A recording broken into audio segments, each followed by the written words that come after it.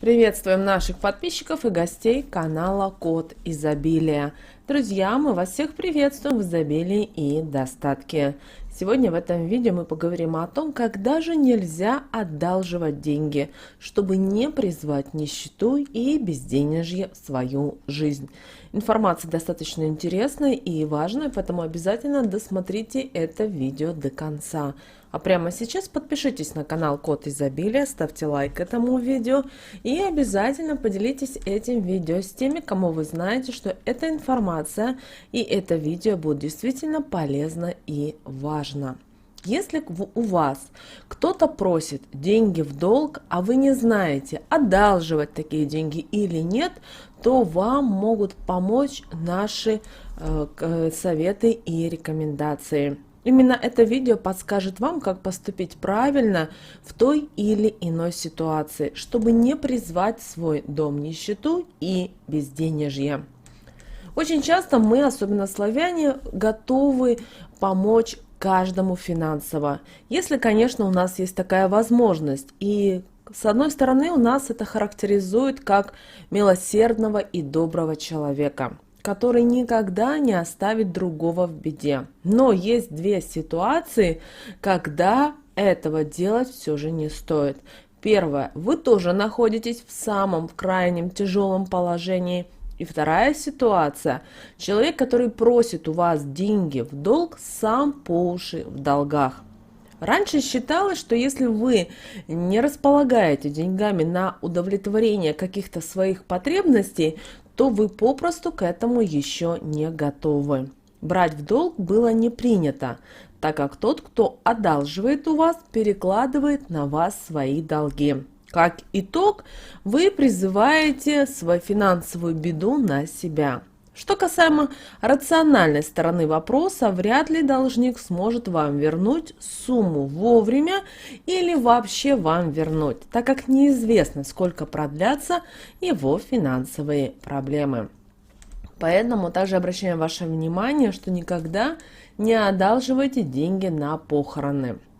До сих пор, особенно в деревнях и селах, принято брать деньги в долг для того, чтобы провести похороны. Однако мы рекомендуем не советовать это дело. Человека, которого похоронили, будет неспокоен в том потустороннем мире. Вы можете привлечь лишние переживания и беды на себя, так и на своих близких людей. К тому же, требовать возвращения денег, которые пошли на такое дело, просто неуместно и не характеризует вас как порядочного человека. Если вы считаете нужным помочь в такой тяжелой ситуации родственникам или знакомым, то лучше дайте небольшую сумму, которую вы сами посчитаете нужным.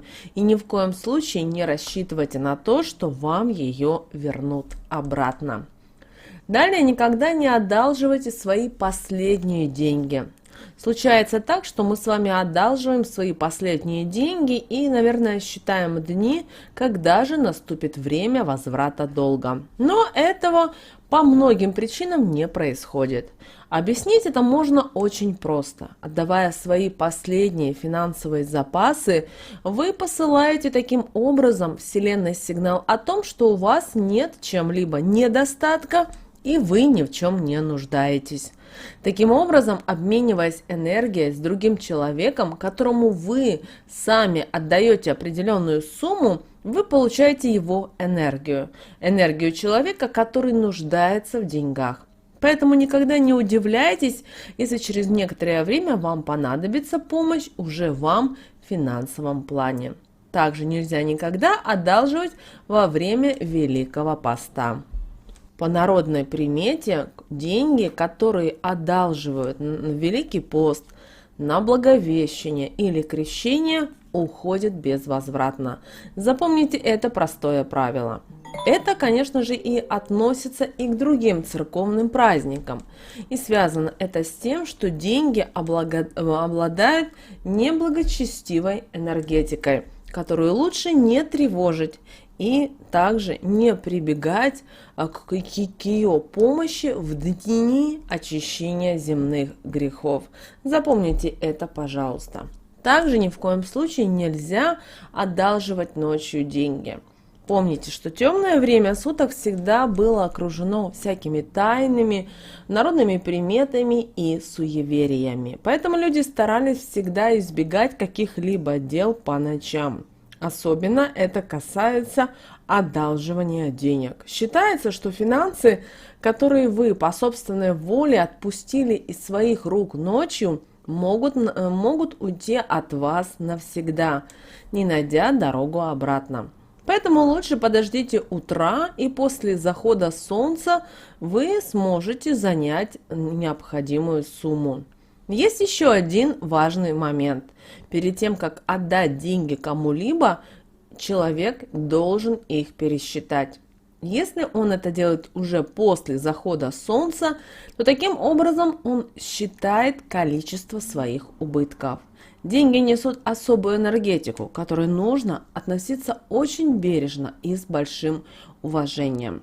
Если вы этим будете пренебрегать, то, делая, казалось бы, с одной стороны доброе дело в виде одалживания кому-то денег, вы можете призвать беду на свое финансовое положение. А это вам совсем ни к чему. Поэтому, когда бы у вас не просили слезно деньги, и вы знаете, что вы можете помочь этому человеку финансово, никогда не отдавайте деньги вечером.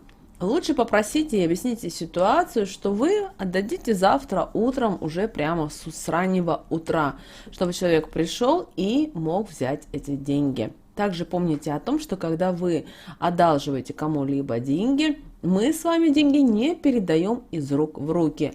Обязательно передавайте через что-то. То есть денежки нужно или положить на стол, или на стул, или, например, на крайнем случае на какую-то поверхность, но из рук в руки не передавайте. Таким образом вы отдаете свою энергию достатка, свою энергию благополучия своего дома и передаете тому человеку, которому они на данный момент нужны. И таким образом в вашей жизни начинает происходить дисбаланс. При этом в наше время мы очень часто можем одалживать деньги, буквально маленькие суммы, и это также влияет на нашу энергетику. Обратите внимание, особенно на тех людей, которые всегда у вас одалживают до получки, до аванса. Казалось бы, какая-то мелочь, каких-то 200-300 рублей условно, человеку не хватает, и вы знаете о том, что человек вам вернет. Но таким образом у вас открывается в энергетическом поле, открывается маленькая дырка, которая со временем растет и приводит к тому, что у вас начинается уже у самой или у самих уже начинаются проблемы. Поэтому, чтобы этого не было, пожалуйста, с энергией денег будьте всегда внимательны и осторожны.